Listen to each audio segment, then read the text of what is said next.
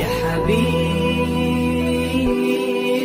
يا شفيع يا شفيع يا حبيبي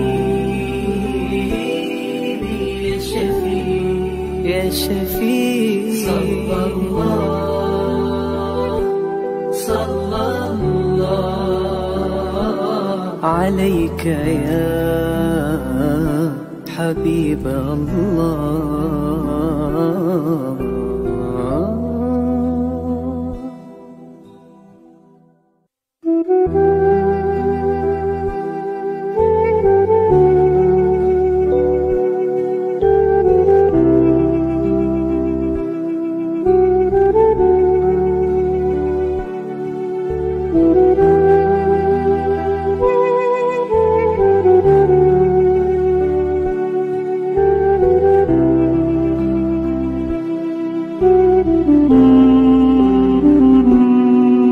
كل القلوب إلى الحبيب تميل، ومعي بذلك شاهد ودليل. أما الدليل إذا ذكرت محمدا فترى دموع العاشقين تسيل. هذا رسول الله هذا المصطفى، هذا لرب العالمين خليل. صلى عليك الله يا علم الهدى، ما ناح طير في الغصون يمين. يا حبيبي يا شفيع يا شفيع يا حبيبي يا شفيع يا شفيع صلى الله عليك يا حبيب الله.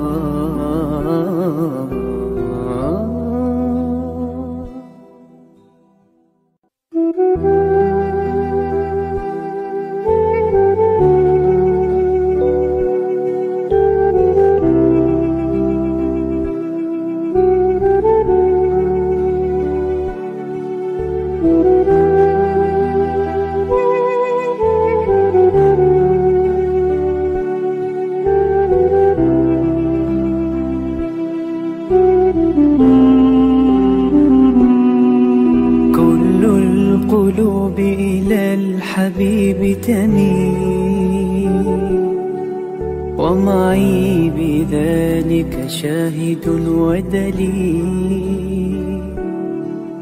أما الدليل إذا ذكرت محمدا فترى دموع العاشقين تسيل. هذا رسول الله هذا المصطفى، هذا لرب العالمين خليل. صلى عليك الله يا علم الهدى، ما ناح طير في الغصون يمين. يا حبيبي يا شفيع يا شفيع يا حبيبي يا شفيع يا شفيع صلى الله عليك يا حبيب الله.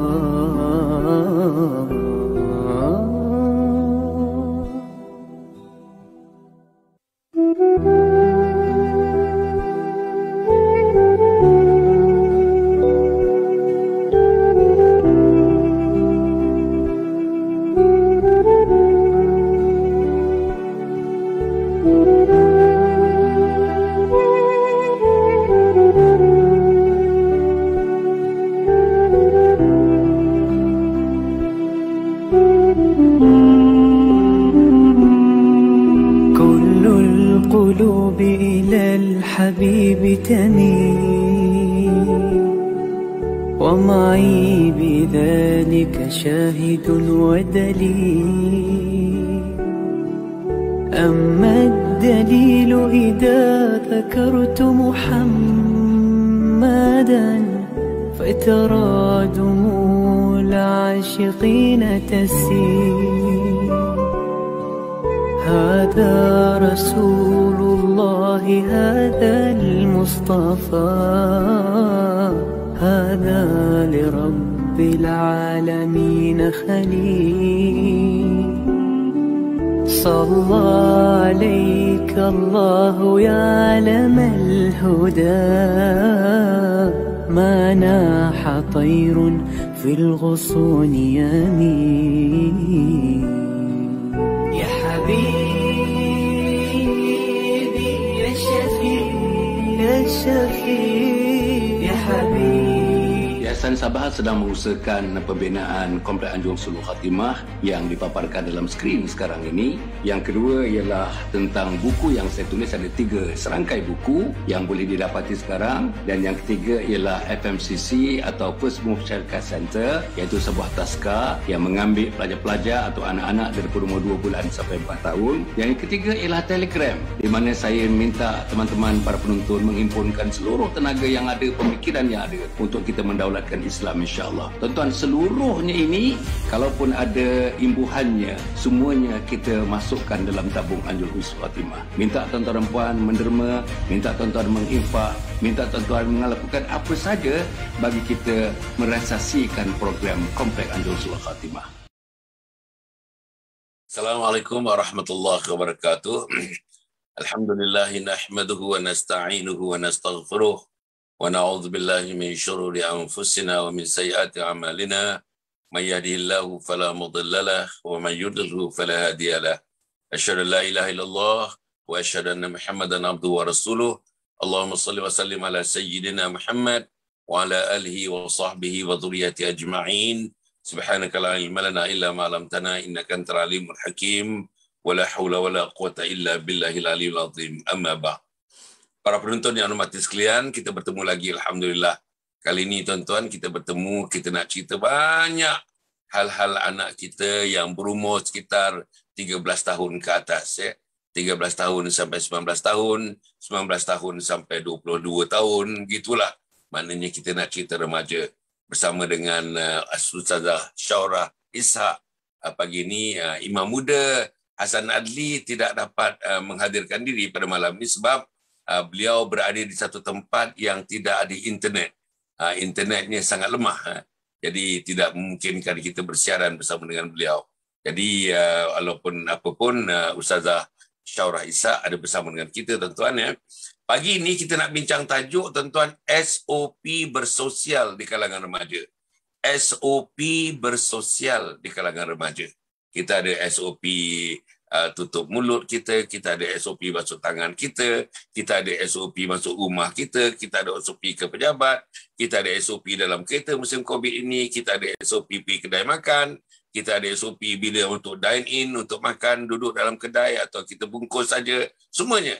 Kita ada SOP kita membersih diri kita ada SOP jarak antara kita 1,5 meter, berbagai-bagai lagi SOP. Banyak lagi, tuan-tuan dan puan, ceraian-ceraian daripada SOP itu yang dikemukakan oleh KKM atau Majlis Keselamatan Mara MKN bagi menentukan insya-Allah negara ini akan kembali menjadi negara yang bebas daripada COVID-19 insya-Allah dalam masa terdekat ini. Apapun, tuan-tuan dan puan, orang putih kata there is light at the end of the tunnel. Dah ada cahaya di hujung terowong, tuan-tuan. Maknanya suasana menjadi lebih baik, keadaan menjadi lebih baik. Kehadiran di ICU pun dah berkurangan, yang datang ke hospital pun sudah berkurangan, apapun, tuan-tuan dan puan, tetapi yang dapat jangkitan tu masih tinggi lagi. Apapun, suasana dah semakin baik, vaccination pun dah semakin baik, semakin besar. Orang yang tinggal di Lembah Kelang, di Selangor, di wilayah Peristuan dan sebagainya, sebagian besarnya 70-80% sudah menerima setidaknya suntikan yang pertama, dan sebagian besar pun sudah menerima suntikan yang kedua dan sebagainya. Alhamdulillah. Jadi pagi ni, tuan-tuan dan puan, sebelum tu insyaAllah tuan-tuan nanti kita jumpa pukul 9 ni. Pukul 9 dalam platform yang lain, tuan-tuan. Ini platform Facebook. nanti pukul 9 tuan-tuan ya. Kita jumpa dalam platform TikTok tuan-tuan. Saya ada akaun TikTok baru saja buka. Baru 1 bulan 5 hari sekarang ni. 1 bulan 5 hari, 1 bulan 5 hari insya-Allah ya. Tapi alhamdulillah sambutannya amat baik. Pukul 9 nanti live. Satu hari 2 kali live, 2 kali video. 2 kali live, 2 kali video. Pukul 9 pagi nanti tuan-tuan puan live dalam platform TikTok. Saya bincang tentang mahkota cinta. Kali ini tuan-tuan ya, saya panjangkan lagi cinta terhadap ibu dan ayah. Cinta terhadap ibu. Macam mana nak menggambarkan di kalangan anak-anak, khususnya remaja, macam mana nak menggambarkan cinta, kasih sayang, kemesraan kepada ayah bonda kita insya-Allah. Lepas tu pukul 9.10 nanti salah satu daripada masanya akan ditayangkan video. Ringkas saja videonya, 2 minit begitu. Tajuknya Amalan Kenit Pahala Melangit. Amalan Kenit Pahala Melangit. Amalan sikit saja, tapi pahalanya menggunung. Amalannya macam tasik, pahalanya lautan luas. Begitulah saudara. Kemudian pukul 5.30 petang ni live kita cerita mengenai saudara-saudara mati dalam husnul khatimah. Malam ni petang ni siri yang ketiga. Episod yang ketiga kita cerita mati dalam husnul khatimah. Insya-Allah ini siri baru. Ini siri baru 3 siri. Baru 3 hari kita ke udara mati dalam husnul khatimah. Waktu malam antara pukul 9 pukul 10 dia dah uploadkan tuan video yang bertajuk beberapa kesilapan mendidik anak dan cara-cara mengatasi kesilapan itu. Pada masa yang sama tuan-tuan, saya ingatkan sebelum kita bermula ni, saya nak ingatkan sangat insya-Allah kita punya webinar yang ketiga tuan-tuan, percuma webinar yang ketiga ini. Saya rasa tuan-tuan dan puan, anak kita kena ikut, mak kena ikut, ayah kena ikut. Apa tajuknya? Tuan-tuan, tajuknya ialah mengkhidmati ibu ayah. Khidmati ibu ayah hingga akhir hayat. Khidmati ibu ayah hingga akhir hayat. Khidmati ayah bonda hingga akhir hayat. Jadi tuan-tuan dan puan, ikutlah. Macam mana cara nak kita mengkhidmati ayah masa sihat, mengkhidmati ayah bonda masa sakit, mengkhidmati ayah bonda masa nazak, mengkhidmati ayah bonda saat menjadi mayat, terpujur menjadi mayat, mengkhidmati ayah bonda saat telah dikebumikan, mengkhidmati ayah bonda dengan harta dan wang yang ditinggalkan. Allah tuan-tuan. Nah, inilah yang saya nak cerita tuan-tuan dan puan, insya-Allah mengkhidmati ayah bonda ni penting. Iaitu pada 9 hari bulan Oktober, 9 hari bulan Oktober ke hari Sabtu pukul 9.30 pagi sampailah pukul 1 tengah hari. Saya bersama dengan Ustazah Cinta Maudah. Ustazah Cinta Maudah yang ke udara semalam, pagi semalam. Kita bersama dengan Ustazah Cinta Maudah, insya-Allah. Kemudian tuan-tuan dan puan kita punya ada 2 video kita. Package video yang dah siap. Kesian tuan-tuan teman-teman yang rendering namanya, teman-teman yang edit tuan-tuan, ambil masa yang panjang kerana video itu panjang. Dan telah pun disempurnakan tuan-tuan dan puan insya-Allah dalam bentuk yang sesuai untuk dilihat, yang sudah diedit dan sebagainya. Tuan-tuan boleh tengok Video yang pertama tajuknya Isteriku Ketua Bidadari Syurga. Tuan-tuan, itu videonya. Itu videonya more. Yang kedua ialah tajuknya Langkah ke Syurga. Langkah ke Syurga, langkah ke Syurga, langkah ke Syurga. Dapatkah tuan-tuan tengok video Langkah ke Syurga ni 5 minit, 6 minit, 7 minit, 5 minit, 6 minit, 7 minit. Pendek-pendek, ringkas. Tapi tempat meletakkan jalan, tapak-tapak kita melangkah ke pintu syurga Allah Subhanahu Wa Taala. Tuan-tuan, kemudian tu yang buku, apakah buku tuan-tuan dan puan nanti Syaurah pun akan menyebutkan bukunya tuan-tuan 3 serangkai itu dapatkan dalam bentuk buku printed books, dalam bentuk insya-Allah dalam bentuk yang e-book tuan-tuan. Dapatkan. Inilah bukunya.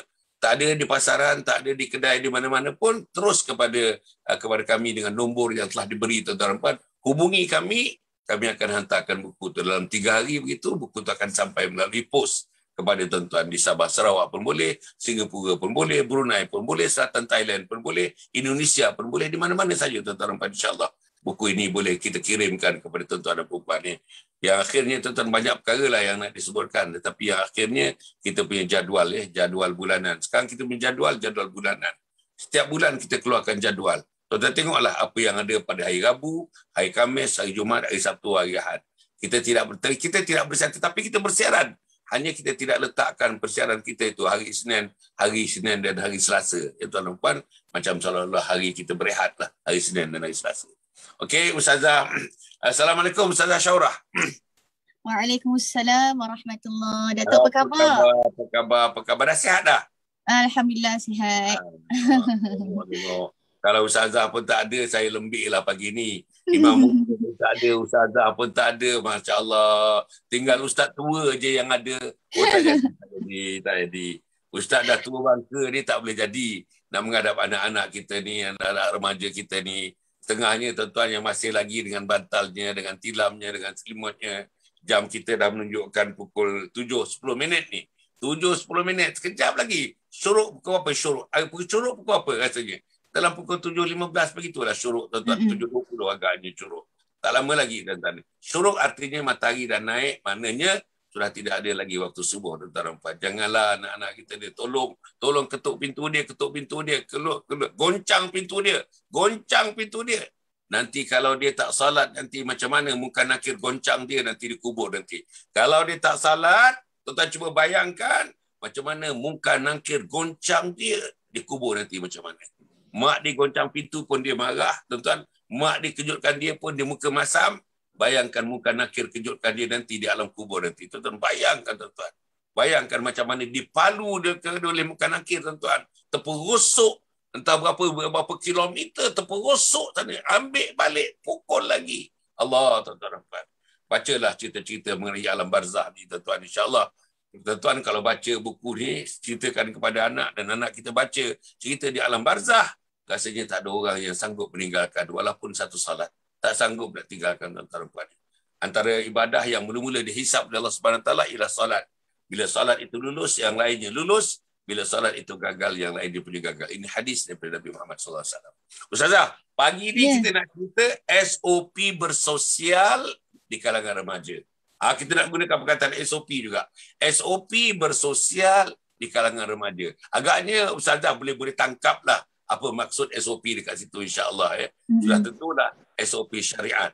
SOP yang berlandaskan syariat Allah Subhanahu Wa Taala di kalangan remaja, bersosial di kalangan remaja. Silakan mukadimahkan Ustazah. Sila. Kita nak akhirkan Ustazah. Sekarang ni waktu pagi ni 7.45 sebab saya ada program Sampai itu saya ada 7.45 kita akhirkan program ni. 7.45, 7.40 kita dah boleh tayang kita punya elan yang terakhir. 7.45 saya akan tutup majlis kita. Setiap pagi 7.45 kita akan mengakhirkan program insya-Allah. Sila Ustazah. Okay, bismillahirrahmanirrahim. Alhamdulillahirabbil alamin wassalatu wassalamu ala asyrafil anbiya'i wal mursalin wa ala alihi wa sahbihi ajma'in. Rabbi shrah li sadri wa yassir li amri wahlul 'uqdatam min lisani yafqahu qawli. Subhanaka la ilma lana illa ma 'allamtana innaka antal alimul hakim wa la hawla wa la quwwata illa billahil aliyyil azim. Amma ba'd. Assalamualaikum warahmatullahi wabarakatuh. Ni rasanya dah lama tak bersiaran bersama dengan Datuk. Walaupun Datuk sebut Datuk dah tua, tapi sebenarnya Datuk Hassan ni subhanallah berjiwa anak remaja sebenarnya. Semangat ni masya-Allah. Kadang-kadang malu dengan Datuk ni punya semangat. Okay. Seterusnya yang saya kasihi sekalian para penonton yang masya-Allah saya tengok orang kata penonton setia lah yang bersama dengan kita. Antaranya Puan Hamidah, Puan Hayati, yang kalau tengok live ni mesti ada orang-orang macam ni. Orang-orang yang sama, masya-Allah, tabarakallah. Okay, jadi moga-moga masa yang kita luangkan pada pagi ini menjadi salah satu orang kata Allah mempermudahkan untuk kita masuk ke dalam syurga. Amin ya Rab. Okay, jadi kita teruskan kepada persoalan yang ditanyakan oleh Datuk berkenaan dengan SOP bersosial di kalangan anak muda. Jadi hari ini kita faham kan musim COVID ada SOP ataupun ada peraturan dan juga etika yang perlu kita ikut. Jadi bagaimana pula bila mana kita sebagai seorang anak muda nak bersosial, nak berkawan dengan yang bukan lain jantina. Jadi bagaimana untuk kita mengikut kepada peraturan-peraturan tersebut. Okey. Jadi perkara yang pertama yang saya nak sebut, saya nak mulakan dengan satu ayat Al-Quran daripada surah Al-Isra ayat ke-32. A'udzubillahi minasyaitonirrajim. Wala taqrabuz zina innahu kana fahishatan wa sa'a sabila.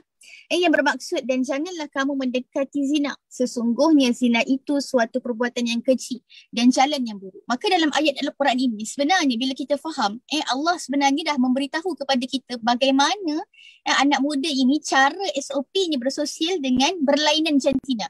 Allah tak sebut wala zina, jangan kamu buat zina. Tapi Allah sebut apa? wala taqrabu zina. Jangan dekati zina. Jadi apa jua perbuatan yang mendekati kita pada zina itu akan menyebabkan berlakunya sesuatu perkara yang tak elok. Okey. Jadi bagaimana kaedahnya bersosial dengan berlainan jantina adalah beberapa perkara yang saya nak sentuh. Yang pertama, sebelum tu saya nak cerita lah. Saya diikuti seorang wanita ni lah. Beliau banyak bercerita tentang cinta, tentang banyak kes tentang zina dan sebagainya. Nama beliau adalah Puan Kamalia Kamal. Biasa orang panggil dia Kak K lah. Orang famous lah dekat Instagram ni. Ramai anak muda akan ikut beliau punya perkongsian dan sebagainya. Jadi beliau pernah tanya satu soalan di ruangan story Instagram beliau. Beliau kata kebanyakan yang pernah orang kata terlanjur lah, pernah berzina ni apa punca berlakunya begitu. Jadi ramailah komen, bila mereka komen ni nama mereka tidak ada lah. Okay? Jadi yang pernah terlanjur mereka komen pada story tersebut. Okay. Antara yang disebut adalah yang pertama mereka kata bermula daripada berdua-duaan di dalam kereta. Itu yang pertama. Yang kedua, ada pihak lelaki yang sebut bila mana bersama dengan wanita tersebut, subhanallah, minyak wangi wanita tersebut ni sangat-sangat menggoda. Tu yang kedua. Yang ketiga, okay, ada lelaki komen dia kata apa, di antara punca bermulanya adalah kerana mereka tergoda dengan suara wanita tersebut. Jadi bila mana saya baca posting tersebut kita boleh konklusikan apa yang sepatutnya dijaga khususnya kepada wanita supaya kita nak cara kita bersosial dengan muslimin ataupun lelaki tersebut adalah kaedah yang betul. Okey? Jadi perkara yang pertama adalah memang kita tak boleh larilah daripada tanggungjawab sebagai seorang ibu. Sebab ada di kalangan mereka ni sebut apa, saya boleh sahaja nak keluar dengan saya punya boyfriend. Sebab apa? Mak ayah saya mengizinkan. Jadi perkara yang pertama memang kita tak boleh lari daripada faktor ibu bapa ni, yang mana kita sebagai ibu bapa kita ada hak untuk nasihat anak kita ataupun kita ada juga hak untuk menghalang anak kita daripada berbuat sedemikian. Tapi ada mak ayah yang mana bersifat orang kata open minded. Tak apalah dia nak keluar, bukannya dia buat apa. Tapi kita bukannya tahu apa yang anak-anak kita buat. Dan dalam Al-Quran pun sebut bukan Allah minta kita untuk menghalang anak-anak muda kita ni daripada mendekati zina, apa-apa yang membawa kepada perbuatan zina. Jadi perkara yang pertama, mak ayah tolong ambil cakna, ambil berat dengan siapa anak kita berkawan. Lelaki ni lelaki baik ke dan sebaliknya. Okey. Jadi kalau anak kita kata nak keluar dengan lelaki tu, kita kena fikir 2-3 kali. Okey, sebab kita faham bila mana lelaki dan perempuan ni keluar dalam keadaan berdua-duaan, akan ada yang ketiga lah. Okey, sekuat mana pun iman tu orang kata tergoda jugalah yang akan menjerumus kepada perbuatan yang kita tak nak. Jadi selagi mana kita boleh elakkan, maka kita elakkan. Itu perkara yang pertama lah. Memang kita tak boleh lari daripada peranan seorang ibu bapa. Yang kedua, okey, sebagaimana SOP yang ada sekarang kan, SOP corona ni apa? Kita mesti ada meletakkan jarak bila mana nak jumpa dengan orang. Dan itu juga diguna pakai pada bila mana kita nak bersosial dengan berlainan jantina khususnya. Okey, ada orang dia tak apalah, tak kisahlah kawan lelaki duduk sebelah saya saja kan. Mula-mula bertepuk tampar saja kan, sembang-sembang gelak ketawa, bertepuk tampar, cubit-cubit sikit-sikit. Tetapi akhirnya dia membawa kepada perbuatan yang tak sepatutnya terjadi. Maka tolong jangan menjadikan satu kebiasaan untuk bila mana kita ada gathering dengan lelaki dan perempuan untuk duduk sebelah-sebelah. Okey, ini nampak macam biasa, tetapi Allah telah memerintahkan kita untuk menjauhi apa-apa jua perbuatan yang mendekati kita pada zina. Itu perkara yang kedua. Okey, perkara yang ketiga, kan tadi saya sebut tentang orang kata yang mereka berkongsi kan bagaimana berlakunya perbuatan yang tak sepatutnya berlaku. Maka khususlah kepada wanita sekalian, bagaimana cara kita berkomunikasi. Okey, sebab perempuan ni subhanallah, Allah beri satu keistimewaan pada dia adalah nada suara dia tu boleh menggoda kepada kaum lelaki. Sebab tu kan wanita ni serba-serbi dia kena jaga. Bukan semata-mata dari segi suara dia, dari segi percakapan dia, dari segi perbuatan dia. Sebab wanita ni pada setiap sudut ni menjadi fitnah kepada lelaki. Dia senyum pun lelaki dah jadi lain macam lah kalau lelaki yang tak baik. Okey, kalau dia tengok pakaian wanita pun ada kes yang mana lelaki ni tengok pakaian wanita pun dia dah menggoda lah. Jadi wanita ni pada setiap perbuatan ataupun dia punya percakapan dia kena jaga. Jadi bila bercakap tu jangan orang kata bercakap dengan nada yang menggoda. Ada setengah wanita ni bila bersama dengan lelaki tiba-tiba jadi bertukar nada. Jadi mesti dari segi percakapan ni mesti ada orang kata konsep ketegasan tu sendiri. Jadi bila sebut tentang SOP bersosial ni kan Datuk, memang saya akan fokuskan kepada wanita tu sendiri sebab kebanyakannya datang daripada wanita. Bagaimana mereka react bila mana bertemu dengan lelaki dan sebagainya. Okay, itu perkara yang kedua dari segi nada suara. Maka kena ada orang kata ada prinsip. Okey, ni paling penting. Mesti ada prinsip. Dan prinsip ini mesti dibina daripada keluarga kita sendiri. Mak ayah kena selalu pesan, anak perempuan kena jadi macam mana, bila bercakap macam mana, bila ada perbincangan antara lelaki dan perempuan macam mana. Mesti menjadi seorang wanita yang ada prinsip. Okey, apa pun jadi kita kata, kita ingat, aku tak boleh buat macam ni. Aku ada mak ayah aku, aku ada Allah. Jadi kita tak boleh buat perkara-perkara yang menjerumus kita kepada perkara yang membinasakan diri kita sendiri. Itu perkara yang ketiga. Dan yang keempat, saya nak fokuskan kepada media sosial kita. Kan orang sangka lah media sosial ni apa benda je kan yang boleh cara berkaitan dengan SOP bersosial. Tapi hakikatnya ada. Yang pertama adalah dari segi posting gambar kita. Ni SOP bersosial juga. Kan kadang-kadang gambar kita yang kita post tu adalah gambar yang menggoda. Bila lelaki tengok ni subhanallah. Kan dia menjadikan asbab, menjadikan ada perasaan lain lah. Itu satu. Dan yang kedua adalah bagaimana kita menulis tulisan kita. Minta maaf saya sebut, ada wanita ni kan, ada perempuan, anak-anak remaja perempuan ni kan, bila dia posting sesuatu yang ada suara, kadang-kadang dia sengaja melembutkan suara dia. Itu satu perkara. Yang kedua ada juga perempuan yang dia suka kalau dia tulis kan, dia selalu gelarkan diri dia sebagai seorang baby. Sedangkan dia kata, contoh dia kata kan, hari ni baby tak pergi mana-mana pun, dia posting secara umum. Tetapi semua orang boleh baca. Dia bukan nak refer pada sesiapa, tapi dia menggelarkan diri dia tu dengan satu gelaran yang agak manja. Jadi lelaki ni akan rasa, manjanya perempuan ni. Dia akan tertarik dengan wanita tersebut. Jadi benda ni bukan semata-mata secara fizikal sahaja kita kena jaga, tetapi bagaimana kita menjaga dalam aspek media sosial tersendiri. Dan baru ni saya ada baca satu posting lah daripada seorang kaunselor. Beliau sebut, kenapa berlakunya orang kata bila mana lelaki dan perempuan bila berjumpa dia jadi lain macam, dia tak tiba-tiba jadi tak boleh jaga SOP cara bersosial dan sebagainya, adalah antara kerana faktor keluarga tu sendiri. Sebab apa? Kata puan ni, bila saya baca kan, ada kebenarannya. Dia kata apa? Sebab bila mana anak perempuan kita khususnya bila berada di rumah, jarang mak ayah sebut I love you pada dia, jarang mak ayah disebut sebut perkataan-perkataan yang biasa dia dengar pada lelaki. Jadi bila mana dia jarang dengar perkataan tersebut daripada family dia sendiri, bila mana dia bertemu dengan seorang lelaki yang sangat orang kata pandai mengayat, sweet lah orang kata kan, I love you, I miss you, macam-macam lelaki ni sebut, itu menjadi salah satu faktor kenapa anak-anak muda kita ni sangat mudah terpengaruh dengan lelaki-lelaki yang sebegitu. Sebab apa? Mereka tak biasa dengar perkataan tersebut dan mereka tak dapat daripada ahli keluarga mereka sendiri. Jadi benda tu sebenarnya ada satu kebenaran juga. Okay, dan disebabkan itu mereka cuba mengambil perhatian, mengambil orang kata rasa kasih sayang daripada orang yang tidak sepatutnya. Jadi sebagai konklusi kepada mukadimah juga dah masuk kepada isi sikit. Okey, jadi bagaimana untuk kita nak supaya anak-anak kita ni menjaga SOP bersosial supaya kita dapat mengelakkan perkara-perkara yang tak sepatutnya berlaku. Okey, wallahu a'lam Datuk. Alhamdulillah. Masya-Allah tuan-tuan dan puan para penonton yang hormat sekalian. Dah bagi sebahagian daripada SOP tuan-tuan.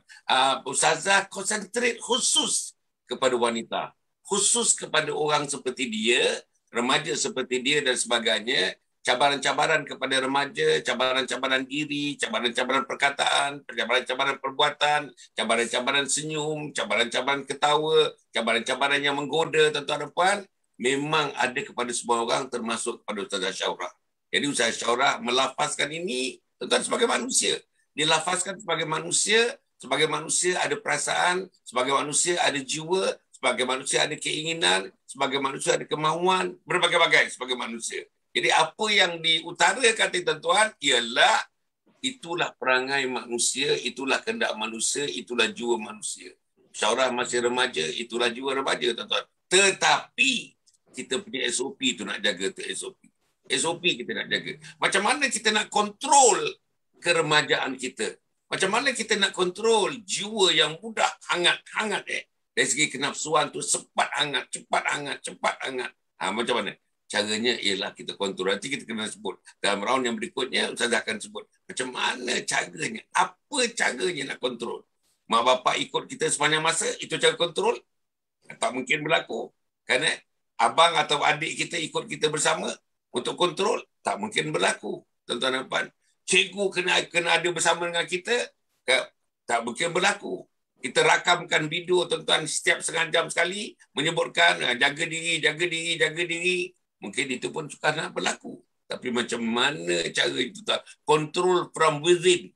Bukan control from without. Kontrol daripada dalaman, bukan kontrol daripada luaran. Ini tuan-tuan dan puan. Sebab itu para penonton yang mengikuti kita pagi ni, penting ni tuan-tuan. Saya pun tak tahulah. Malam tadi tuan-tuan kita cerita juga tentang remaja di malam tadi. Dua-dua orang Profesor Dr. Rahimi Muhammad Saad daripada Fakulti Pendidikan Universiti Melaya. Satu lagi Dr. Bibi Jan daripada Singapura, orang Singapura, bekerja dengan Singapura, pendidik di Singapura, pakar psikologi daripada Singapura. Dah 6 kali dah tuan-tuan dia live bersama dengan kita. Tapi kadang-kadang saya tengok ialah masih lemah lagi, tontonan masih lemah lagi tuan-tuan dan puan. Bila lagi kita nak menonton ni? Bila lagi kita nak menonton? Bila kita nak bawa anak kita menonton? Bila kita nak paksa anak kita menonton? Tak ada cara lain, tuan-tuan. Tak ada cara lain. Ada penceramah-penceramah, ada pensyarah-pensyarah, doktor-doktor, profesor-profesor yang datang kata paksa. Ada masanya kena guna perkataan paksaan. Terpaksa dia. Tak ada cara lain.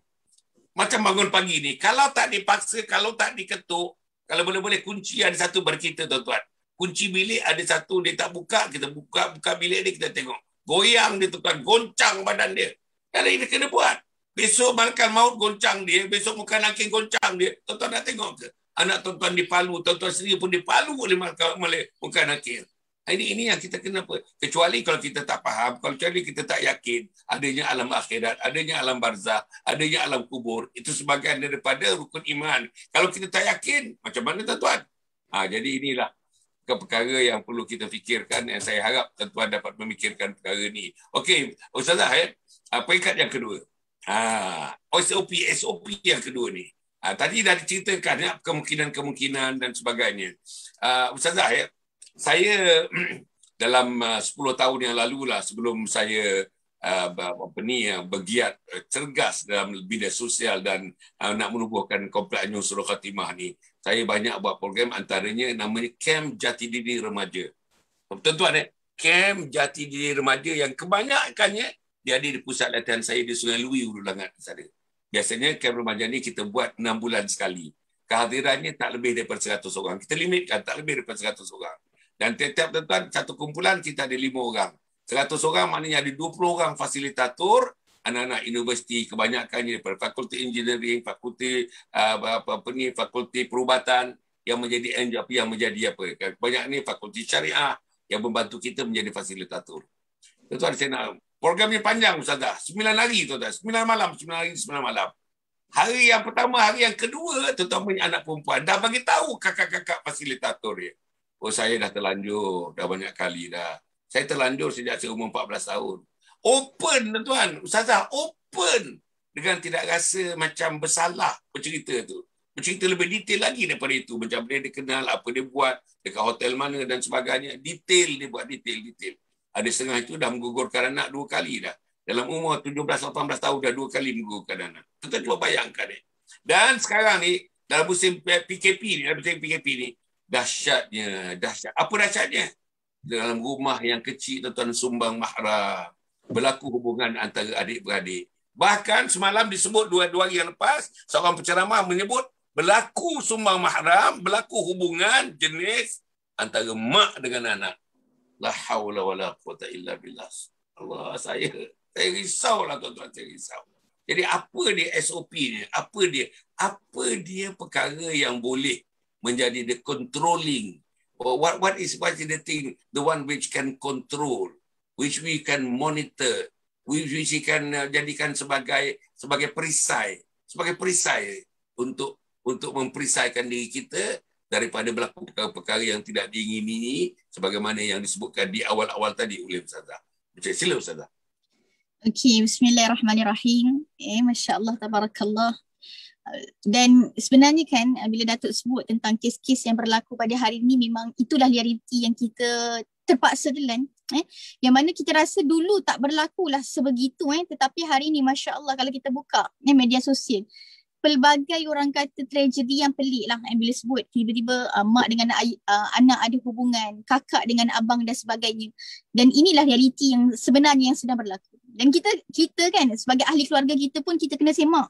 Sebab kadang-kadang benda ni adalah satu benda yang kita tak perasan tapi sebenarnya itu berlaku dalam rumah kita, walaiyazubillah. Sebab saya banyak ikut siapa tu Tuan Syed Azmi. Sebab Tuan Syed Azmi ni adalah antara orang kata famous lah di Facebook. Beliau banyak mengurus kes-kes yang sebegini, sumbang mahram.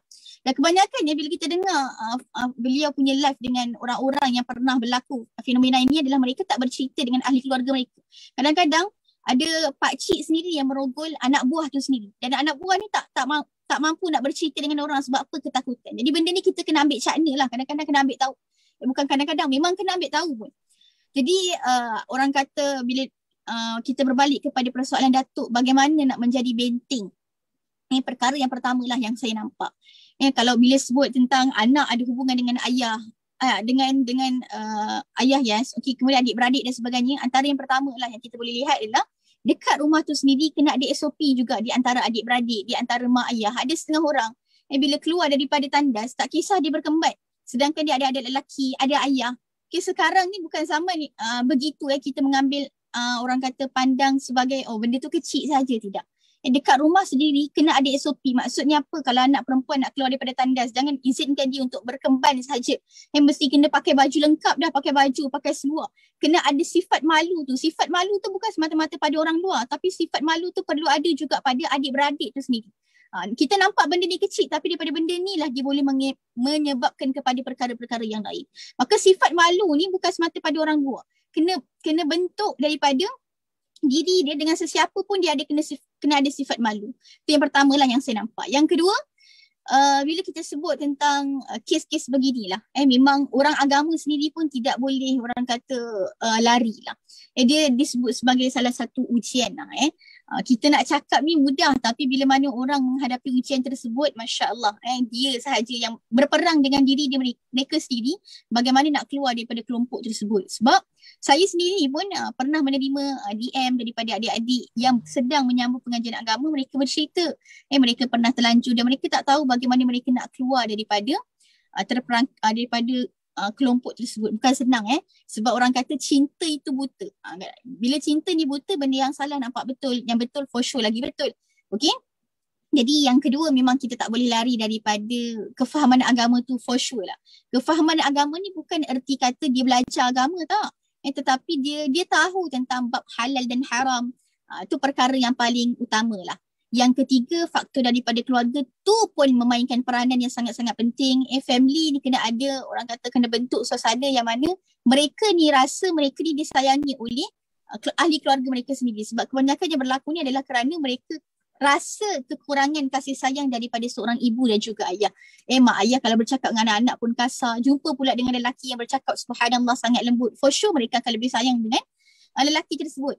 Jadi bagaimana cara kita mendidik anak kita, dengan cara lemah lembut ke ataupun sebaliknya. Sebab itu pun memainkan peranan. Sebab apa anak kita mencari orang lain selain daripada mak ayah, selain daripada adik-beradik untuk cerita masalah. Sebab kalau mereka cerita masalah dengan mak ayah akan cakap, lah biasa dia tu kan, pandai-pandai lah kau uruskan, kau dah kan dah besar.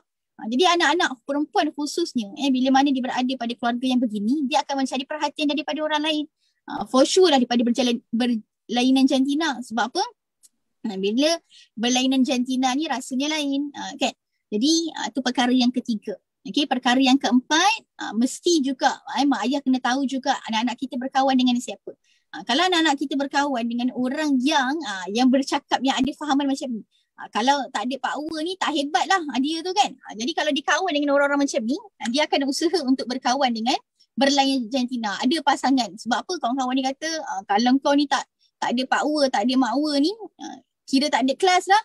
Kalau dia berkawan dengan orang-orang yang begini, maka dia pun akan jadi macam tu. Tapi kalau dia berkawan dengan orang-orang yang ada sifat malu kan, nak jumpa lelaki pun Allah, nak bercakap pun tunduk-tunduk, tak boleh nak tengok muka lelaki tu kan, punyalah menjaga ikhtilat tu.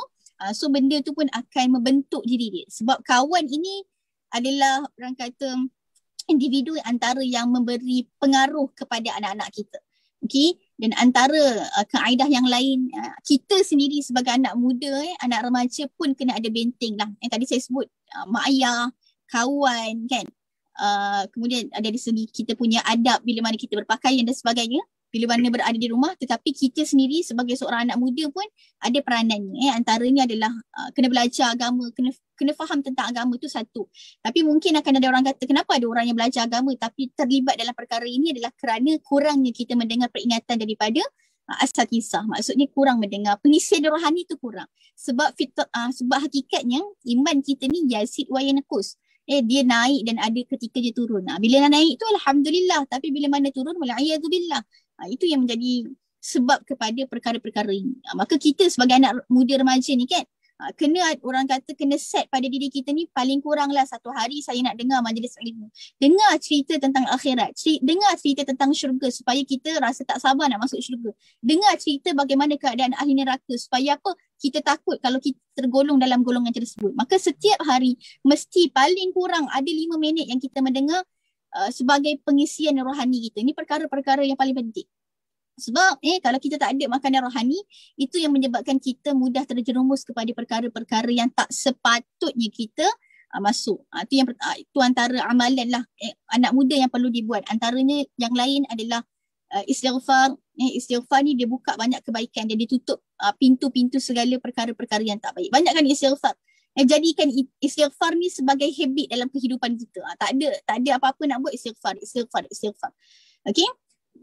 Tu antara perkara yang kedua, amalan bagi anak muda. Yang ketiga adalah kita kena, orang kata, kena selalu tahulah akibat daripada perbuatan yang bila mana kita dekati lelaki buat perbuatan yang tak elok ni, dia tak lama lah, orang kata nikmat tu tak lama.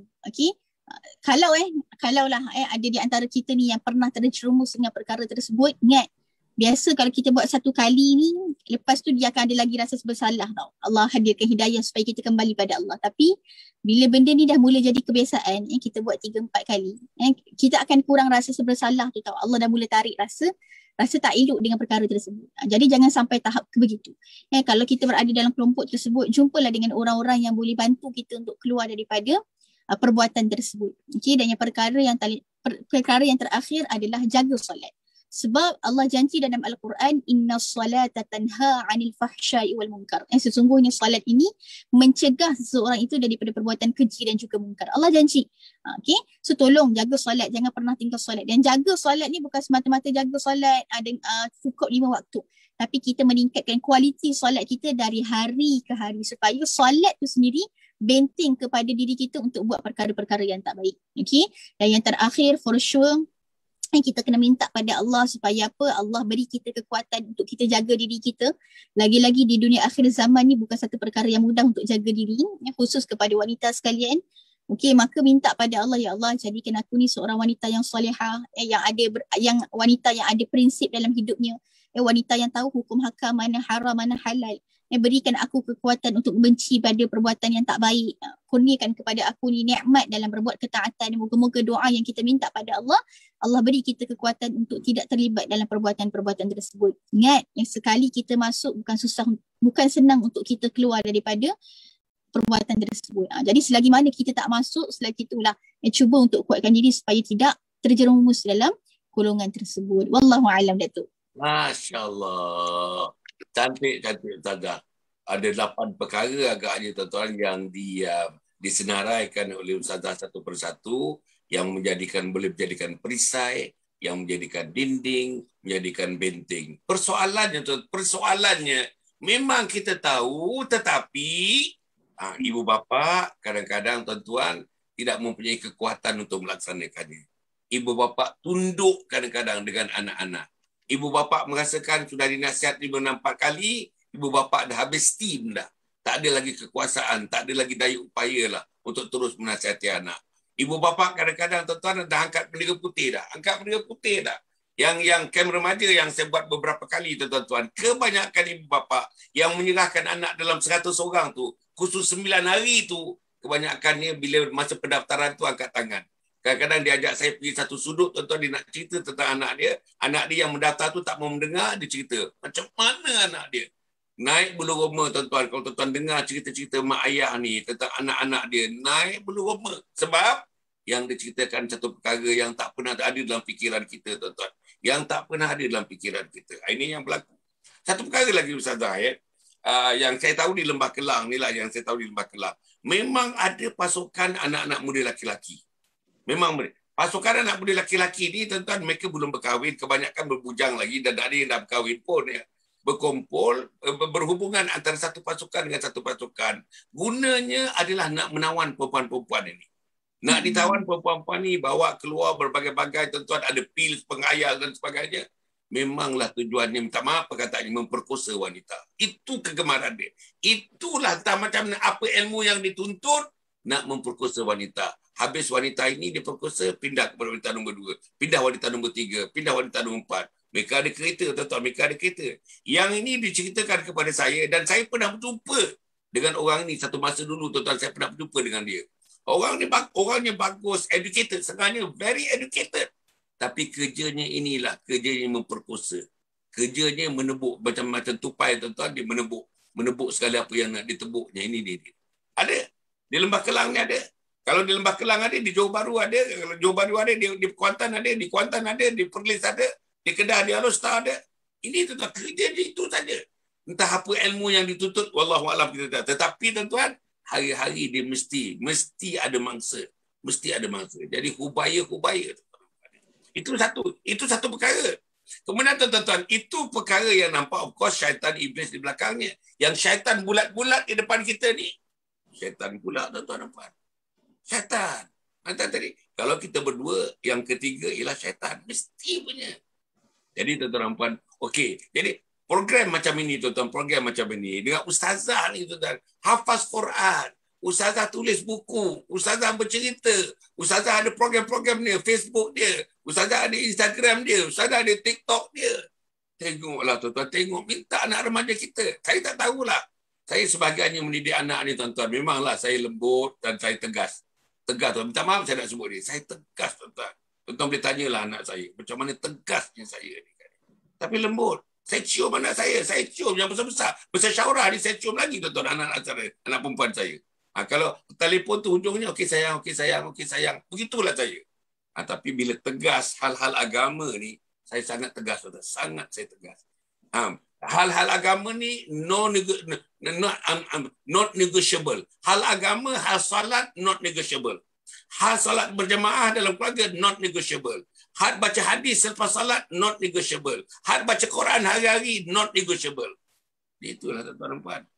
Dia alhamdulillah, tapi nampaknya tidaklah anak tu nampak macam benci kat saya. Diraikan saya. Bila saya sakit tuan-tuan, saya terasa sangat saya diraikan oleh anak-anak. Betul-betul saya terasa sangat. Anak-anak macam meraikan. Bulu-bulu anak-anak meraikan. Nak menjaga saya bila saya sakit. Saya kena COVID dulu bulan Februari yang lepas. COVID positif, tuan-tuan pun tahu kan. Macam mana anak-anak saya meraikan saya. Masya Allah, tuan-tuan. Bagus. Sangat excellent, tuan-tuan. Excellent. Jadi bayangkan tuan-tuan, anak kita, jenis-jenis anak yang tak kisah, anak-anak yang tak ada kesemayang, kita sakit nak mati ni. Kalau kita kena COVID ni dalam kepala kita, apalagi umur 70, 72 macam saya, kena COVID ni, perkaranya nak fikir mati. Dalam nak fikir mati itu, anak tak kisah. Dalam nak fikir mati itu, anak tak datang. Dalam nak fikir mati itu, tuan-tuan, anak tak cerita pun ayah dia sakit. Macam tuan-tuan. Jadi inilah ya, Ustazah dah cerita. Akhirnya tuan-tuan. Saya tidak lagi. Walaupun saya kata 7.45. Jam saya dah 7.45 dah ni. 7.44. Tapi saya tidak juga. Ustazah cerita ni tuan-tuan dan puan. Kalau saya cerita ni, ialah saya cerita orang tua. Mungkin cerita 20-30 tahun yang lalu. Tapi Ustazah ni current. Whatever she menyebutkan, she says that it is a current. Very current tuan-tuan. Yang masalah-masalah persoalan pada isu-isu yang ditimbulkan oleh Ustazah ni. Pengalaman dia, pengalaman kaunseling dia, pengalaman Al-Quran dia, pengalaman dalam media sosial dia, pengalaman pendidikan dia, pengalaman masa di sekolah dulu, pengalaman masa dekat universiti, semua pengalaman-pengalaman. Dan pengalaman-pengalaman itu diceritakan dalam program ini. Cerita real, tuan-tuan. I don't think Ustazah buat-buat cerita dan sebagainya. Karang-karang cerita. No.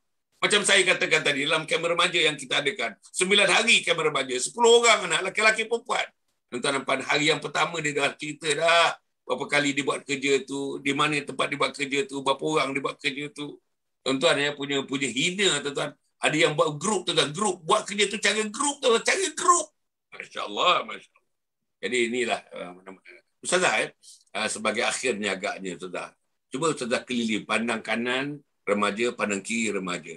Pandang depan remaja, toleh ke belakang kalau boleh pun remaja. Macam mana perasaan Ustazah? Macam mana perasaan Ustazah melihat remaja pada 13 hari bulan hari ni, melihat remaja pada 5 hari bulan Safar ni, tahun 1443 Hijrah ni. Macam mana rasa perasaan Ustazah? Sebagai pendidik, sebagai pendakwah, sebagai penghafaz Quran, sebagai orang yang ada ilmu agama, apa perasaan Ustazah? Saya nak tahu apa perasaan Ustazah. Sila Ustazah. Okey, bismillahirrahmanirrahim. Kalau ditanya perasaan, orang kata semestinya lah kita ada sedikit sedih, ada sedikit kekecewaan, yang pastinya tidak ada perasaan gembira lah. Okey, cumanya saya nak sebutkan kepada sahabat-sahabat sekalian, kalaulah bersama dengan kita ni ada anak remaja, khusus kepada wanita sekalian, saya nak sebut, okey, bila kita dah pernah terjerumus dalam perkara-perkara ni, memang fakta yang kita kena terima bukan mudah untuk kita keluar daripada kelompok ni. Sebab saya pernah terima beberapa DM daripada rakan-rakan jugalah yang belajar agama ni kan. Mereka kata macam mana dia nak keluar daripada kelompok ni. Sebab fitrah kita ni kan, fitrah kita sebagai seorang manusia, semua suka pada kebaikan. Tidak ada orang yang nak merosakkan diri dia untuk buat perkara-perkara yang tak baik. Itu fakta yang kita kena terima. Semua orang nak jadi orang baik. Tak ada orang yang tak nak jadi orang baik. Jadi, okey, kepadalah kawan-kawan sekalian yang mungkin berada dalam ujian ini, kita sebut sebagai ujian dah. Kan kita kalau kita tak tahu bagaimana kehebatan ujian cinta ni pada seseorang Sebab tu orang kata cinta ni adalah buta, membuatkan orang sanggup buat apa sahaja untuk membuktikan bahawa dia cintakan pada seseorang tersebut. Jadi untuk kawan-kawan yang sedang berada pada dalam ujian ini, saya doakan moga-moga Allah berikan kekuatan, tolonglah ikhtiarkan usaha supaya kita boleh keluar daripada hubungan tersebut. Sebab hubungan yang baik tak mungkin dia bermula dengan perkara yang tak baik. Nak ada hubungan yang baik, nak perkahwinan yang baik, mesti bermula dengan sesuatu perkara yang baik.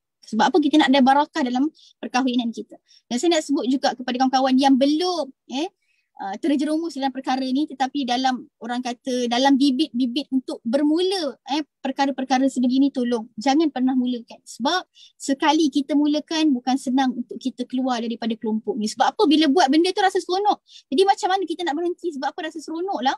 Bila ajak lagi, okey, buat lagi. Wala'iyadzubillah. Jadi tolong jangan pernah jerumuskan kita dalam kelompok ni. Tolonglah keluar, mintalah tolong kepada sesiapa yang kita boleh percaya, supaya kita ada satu tekad dan prinsip untuk yang kita memang nak jaga diri kita. Okey? Jadi wallahu a'lam Datuk. Alhamdulillah. Para penonton yang hormati sekalian, akhirnya tuan-tuan dan puan, saya harap sangatlah program macam ni kita nak teruskan minggu depan Ustazah. Kalau antum tak pegang mentang, kita nak teruskan lagi SOP ni. Lebih kepada SOP keimanan, amalan-amalan. Apa amalan yang paling ringkas? Saya dalam TikTok saya tuan-tuan, namanya pukul 9, pukul 10 nanti tuan-tuan boleh tengok dia kita update dalam masa itulah kita upload. Namanya amalan kenit pahala melangit. Amalan kenit pahala melangit. Tuan-tuan puan, insya-Allah sampai habis ni saya rehat sebentar. Pukul 9 saya ada dalam platform TikTok tuan-tuan. TikTok pukul 9 saya cerita tentang mahkota cinta. Apa cerita mahkota cinta tuan-tuan? Cinta anak-anak yang mesti dibayangkan kepada mak ayah yang disayang, yang cinta, yang dikasihi. Dan macam mana kalau tak dapat dibayangkan? Macam mana kalau tak dapat dipraktik? Macam mana kalau tak dapat dibuat? Apa rasa ayah yang nak pergi? Apa rasa yang mak nak pergi selama-lamanya ni? Kalau anak tuan-tuan tidak menggambarkan kasih sayang kecintaan kepada mereka. Kesian tuan-tuan. Saya tengok tuan-tuan, saya tengok dengan mata kepala. Mak bapak pergi buat kali terakhir tuan-tuan depan. Tapi anak tak berapa nak kisah.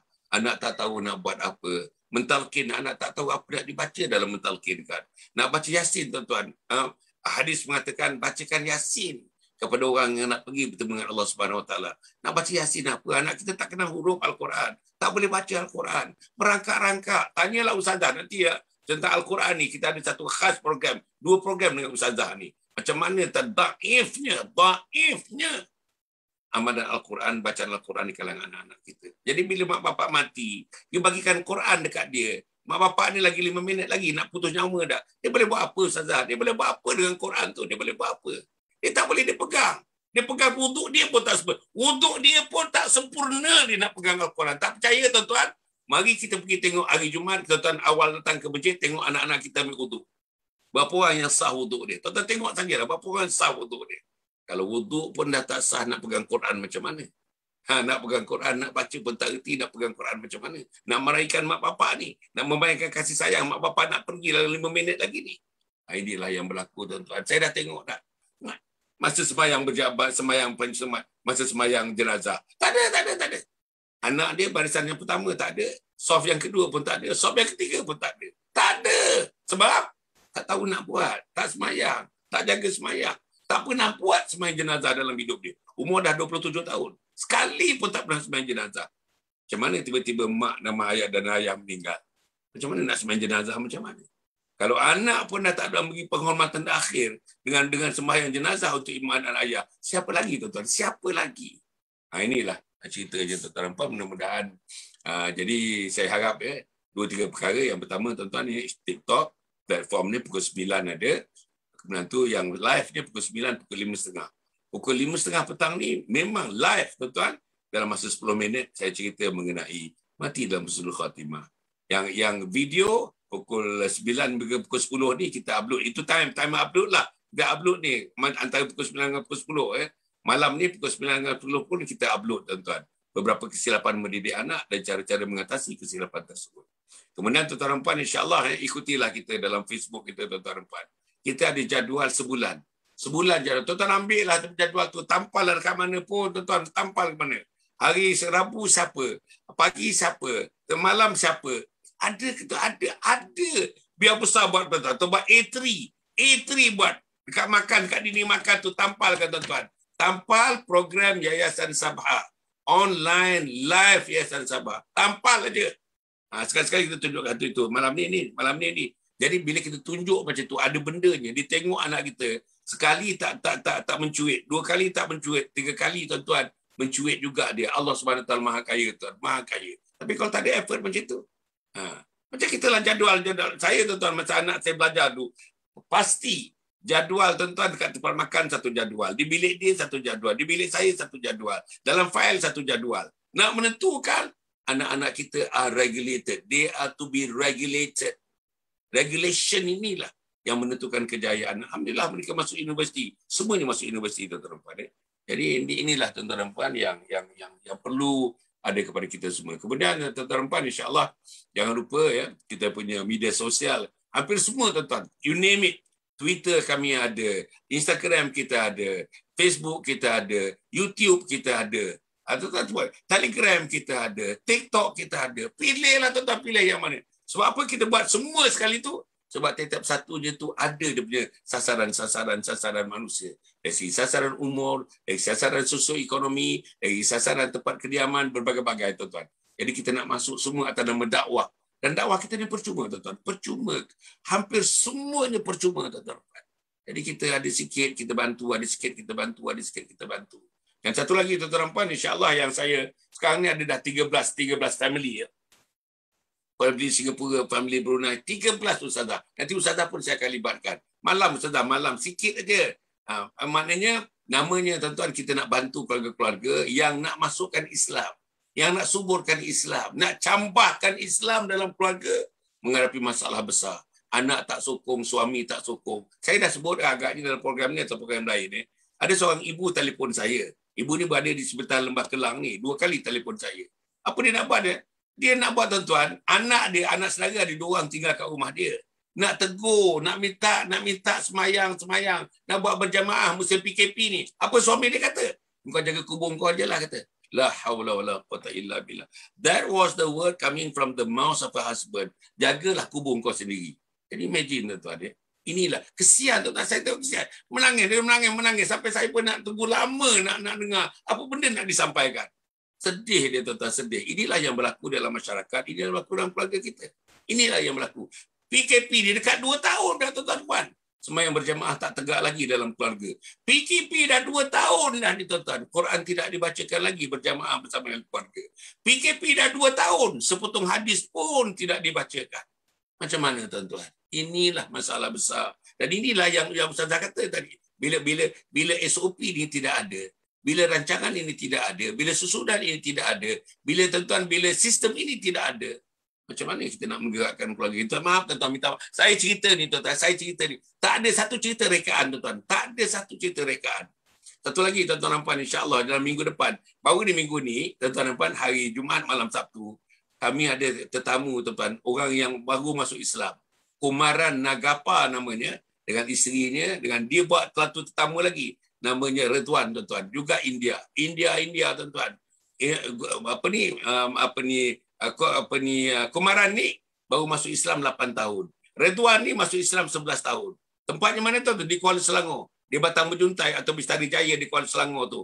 Masya Allah, dalam suasana tuan-tuan, dalam masyarakat 4,000, 5,000 orang, dia telah mengislamkan, Ustazah, dia dah mengislamkan berapa ratus tuan-tuan? Dia mengislamkan Kumaran ni, baru 8 tahun masuk Islam, dia dah mengislamkan orang Kristian, orang Hindu India ni tuan-tuan. 300 orang Ustazah. 300 orang Ustazah. Saya nak tanya tuan-tuan, saya dah tanya malam tadi tuan-tuan. Saya tanya, Dr. Rahimi kata, doktor tanya tu kena kepala saya lah kata. Doktor tanya tu kena kepala saya. Doktor tuan-tuan, Islamic Studies, kena kepala saya dia kata. Saya tanya apa dia? Berapa orang? Kalau Kumaran ni baru peluk agama Islam 8 tahun, sudah mengislamkan 300 orang, bukan senang nak mengislamkan orang Hindu. Bukan Islam bukan mudah nak mengislamkan orang Kristian. Tapi dia dah mengislamkan berapa bilangan? 300. Saya tanya semalam. Tuan-tuan sendiri, berapa orang yang tuan-tuan dah Islamkan? Dr. Rahimi kata, Allah, terketuk kepala saya doktor. Dia kata, terketuk kepala saya. Jadi inilah tuan-tuan dan puan, insya-Allah. Maknanya kita pandang ringanlah benda-benda ni tuan-tuan. Macam mana tuan-tuan nak berjumpa dengan Allah? Besok tuan-tuan beriring-iring, katakanlah dihisap. Sebelah tu Kumaran, dia masih lagi menggunakan nama India dia tuan-tuan. Dia tak tahu Kumaran anak Nagapa. Dia besok tuan-tuan ditimbang, dia sebelah kita sebelah dia. Saya dah Islam 73-74 tahun. Kalau mati tahun depan, mati 75 tahun. Dia masuk Islam baru 8 tahun. Allah tengok simbangannya tuan-tuan. Dia bawa 300 orang bawa Islam. Hasan Ali bawa apa? Jangan tuan-tuan, jangan. Kesian Hasan Ali tu. Tuan-tuan, kesian Hasan Ali tu. Kesian apa? Apa yang dia buat tuan-tuan? Dia buat apa yang dia buat? Dia nak menubuhkan komplek Al-Husnul Khatimah. Kalau tuan-tuan dengar 2 hari yang lepas tuan-tuan dia punya press conference. Saya buat ke press conference saja. Nak bagi tahu secara rasmi, panggil perapatan wartawan, buat online press conference. Alhamdulillah, dengan diatur oleh satu konsultan mengaturkan supaya konsultan terbaik press conference dapat dibuat. Inilah yang kita buat tuan-tuan. Yayasan Sabah ni inilah yang nak dibuat. Bukan nak duit, tak nak duit tuan-tuan, tak nak. Kita berdakwah kepada Allah Subhanahu Wa Taala.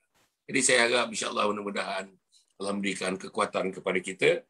Maaflah tuan-tuan, saya sebenarnya memang nak mengakhirkan 7.45 tuan-tuan, kerana ada program lagi. Selepas ini pun ada program lagi tuan-tuan. InsyaAllah tuan-tuan doakanlah saya sihat. Dan kita tengok tuan-tuan, saya tengok yang ada ni, teman-teman yang mengikuti dia tuan-tuan. Macam Surah kata tadi, orang yang sama tuan-tuan. 2 tahun dah. Puan Hamidah ni orang yang sama. Nur Hayati ni orang yang sama. Puan Balkis ni orang yang sama tuan-tuan. Tapi di mana, bukanlah saya nak mencabar yang mana-mana. Yang mana yang lain tuan-tuan. Mana nak dapat macam Syaurah ni? You tell me, dalam kawasan kediaman tuan-tuan, dalam taman tuan-tuan, tell me, berapa orang macam Syaurah? Sepanjang hidup kita tuan-tuan dan puan, sepanjang hidup perempuan, berapa orang tuan-tuan dapat bertemu tuan-tuan, bersemuka dalam media sosial ni macam Syaurah? Jadi, tapi kita, anak kita pun tak mampu kita nak suruh anak kita tengok. Tak mampu anak kita. Anak kita tuan-tuan, takut saya, Syaurah sedang berbincang ni, Syaurah sedang mengumpulkan pendapat, Syaurah penghafaz Quran sedang menghadapi kita ni, anak kita main K-pop tuan-tuan, main K-drama tuan-tuan, main K-drama, bukan telefon juga, tapi K-pop, K-drama. Dengan dia punya video game je. Kita cuba bayangkan macam mana dia nak bertemu dengan Allah Subhanahu Wa Taala. Jadi cukup cakap itu tuan-tuan, mudah-mudahan ada baik ni pada saya. Jangan lupa tuan-tuan pukul 9 kita berjumpa lagi. Yang belum download TikTok, tuan-tuan downloadlah TikTok untuk kita berjumpa tuan-tuan dan insya-Allah. Dan saya harap tuan-tuan dan puan kita berjumpa lagi dalam program-program yang berikutnya bersama Ustazah, bersama Imam Muda Hasan Adli. InsyaAllah minggu depan. Mudah-mudahan Allah memberikan kekuatan. Malam ni tuan-tuan jangan lupa, malam ni Ustazah Nazirah. Ustazah Nazirah khusus untuk wanita. Fiqh wanita. Rasanya dah banyak kali lah, atau berapa siri dah tuan-tuan dan puan. Antara yang paling popular dalam dengan menggunakan platform Datuk Dr. Hasan Muhammad Ali, Facebook Datuk Dr. Hasan Muhammad Ali. Cukup cakap itu.